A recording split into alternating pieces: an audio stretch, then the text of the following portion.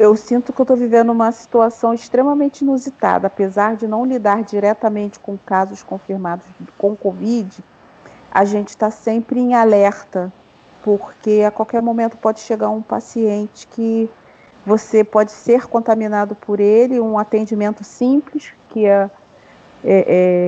às vezes uma orientação básica sobre a amamentação, e isso pode reverter numa contaminação e eu levar para minha casa, como foi o ano passado. Eu me contaminei com uma colega de trabalho e foi um rastro de pólvora, foi uma atrás da outra. Muitos afastamentos, alguns graves. Graças a Deus, aqui nesse serviço não perdemos ninguém para o Covid. Mas nós temos uma rede de relacionamento extensa dentro da enfermagem. Pessoas com quem a gente se formou e trabalham com outras, enfim. É uma rede, é uma teia muito grande, a teia da enfermagem. E a gente perdeu muitos guerreiros para essa batalha. E quando eu ouço as pessoas falando mal de tentativas de restrição de circulação, qualquer tipo de medida que pode fazer com que a gente fique mais em casa, e as pessoas falam como se isso fosse a maior maldade do mundo. Eu tento até me colocar no lugar dessas pessoas que são do comércio, que precisam de pessoas para ganhar dinheiro, para botar o pão na mesa, mas eu também fico pensando naquelas pessoas que saíram e não vão voltar mais. Colegas que deixaram filhos, pais, colegas que perderam pais, esposos, esposas, e essas pessoas não vão ter a chance de sentar mais num bar e tomar um chopinho gelado, porque tem gente que não acredita, tem gente que não aceita, que não quer simplesmente se dobrar aos acontecimentos. Eu não acredito em teorias da conspiração. Depois de quase um ano do primeiro caso confirmado no Brasil, como é que uma teoria da conspiração, como uma fake news dessa magnitude se manteria? Como que se forja 250 mil mortos? Como é que se forja 1.900 pessoas mortas em 24 horas?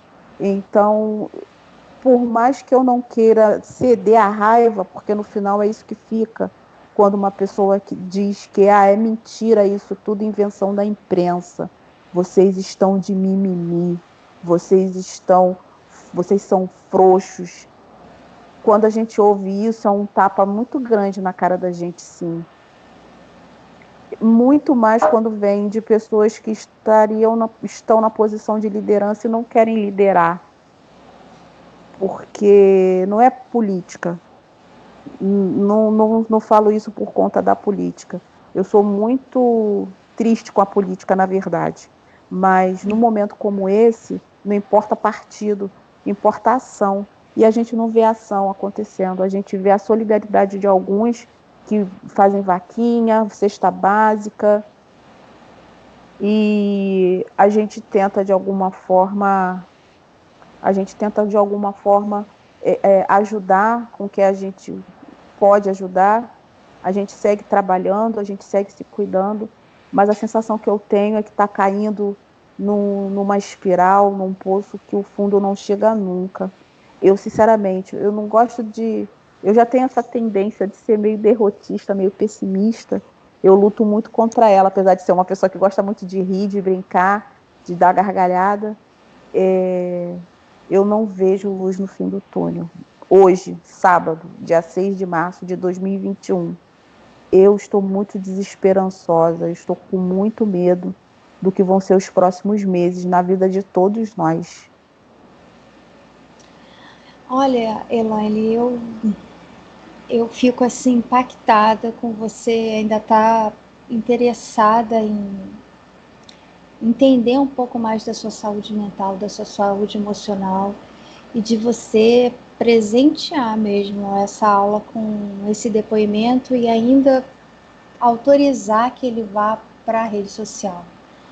Porque isso é muito bonito, sabe? É muito bonito porque dentro da dor, que é tudo que a gente está sentindo, né?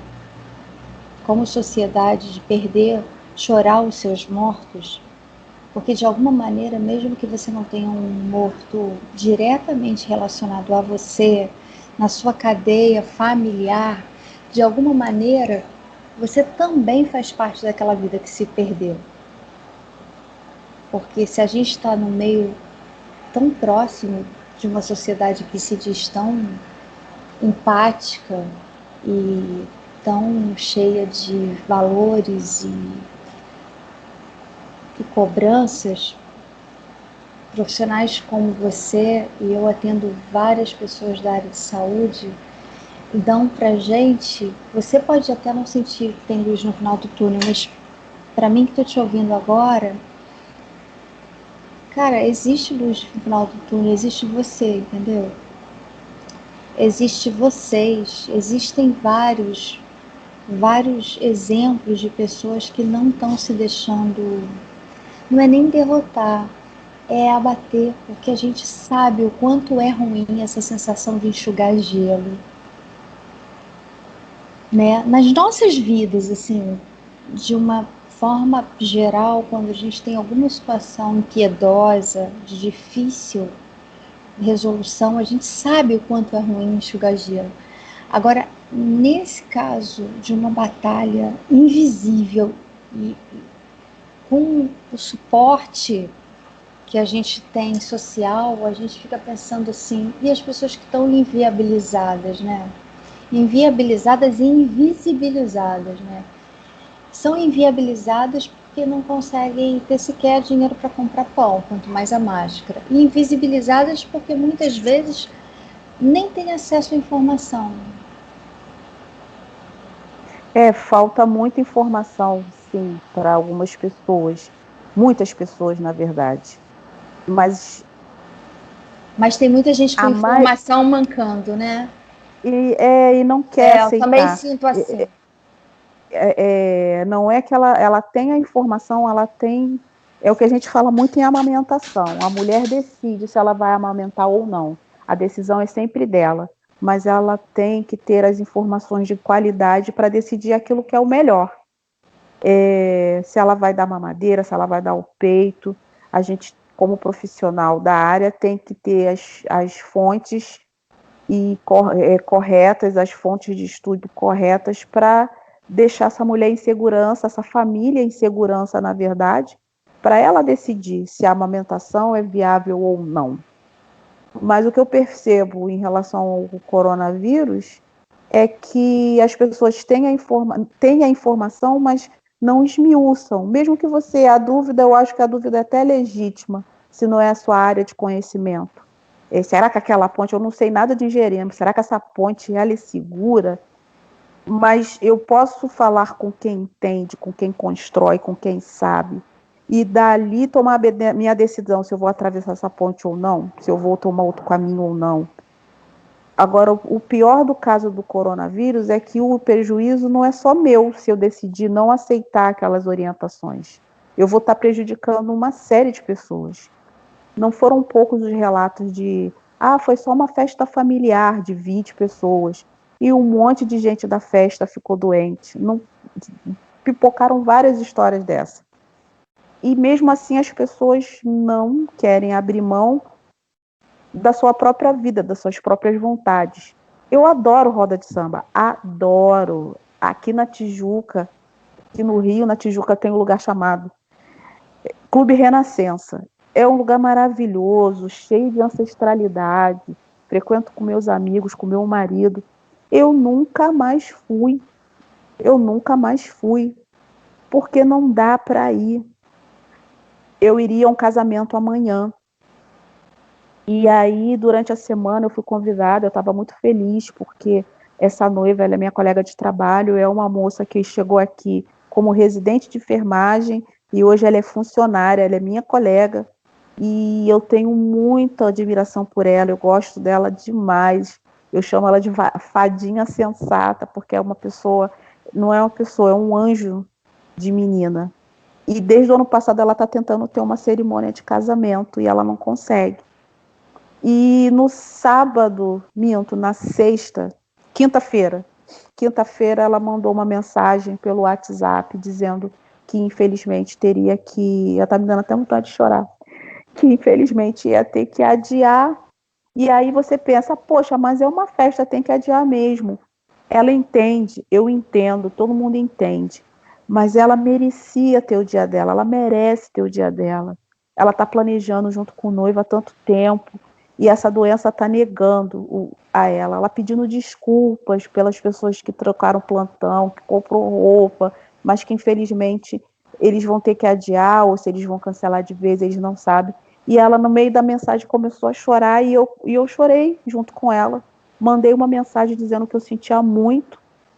E cheguei em casa chorando, meu marido não entendeu nada.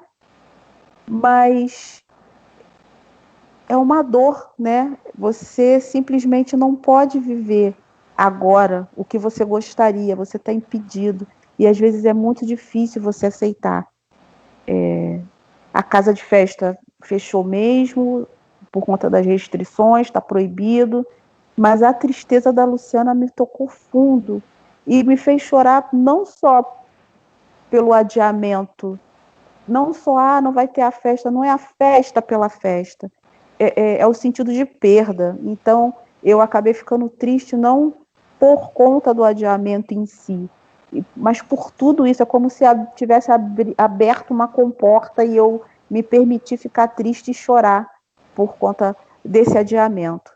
Então, eu acho que toda a tristeza que eu vinha trabalhando de uma outra forma, fingindo que não, vai melhorar, vai melhorar, vai melhorar, naquela quinta-feira foi tudo por água abaixo. Poxa, a gente não tem o direito de se divertir, a gente não pode, a gente tem que esperar, a gente tem que parar. E é muito difícil. Por isso que eu disse, eu tento até entender essas pessoas que não querem obedecer, mas o risco, o preço a pagar é alto demais. É alto demais. Eu gosto de viver, eu gosto de sair, eu tenho pais idosos, morro de medo de acontecer, eles seguem isolados, se cuidando, mas o medo é uma constante. Ele não me paralisa, mas ele é uma constante na minha vida. Eu estou em alerta o tempo inteiro. Tenho sentido umas dores, torcicolo, e, nossa, não é possível, troca travesseiro e dorme de barriga para cima e dorme de lado. Aí hoje, vindo trabalhar, caramba, será que essa dor no ombro é emocional também? Sim, porque fatalmente você está fazendo uma produção muito mais de cortisol, você está drenando mais o sangue e enrijecendo os músculos, né? Na medida em que a gente se sente em uma situação de alerta constante, a gente faz uma produção hormonal que faz com que os nossos músculos enrijeçam, para que a gente se contraia e aciona diretamente nosso sistema de luta ou fuga. Então, isso é emocional também, né? Isso é emocional também e vai fazendo sintoma, porque na medida em que a gente não fala, a gente vai fazendo sintoma. Vou parar aqui a gravar.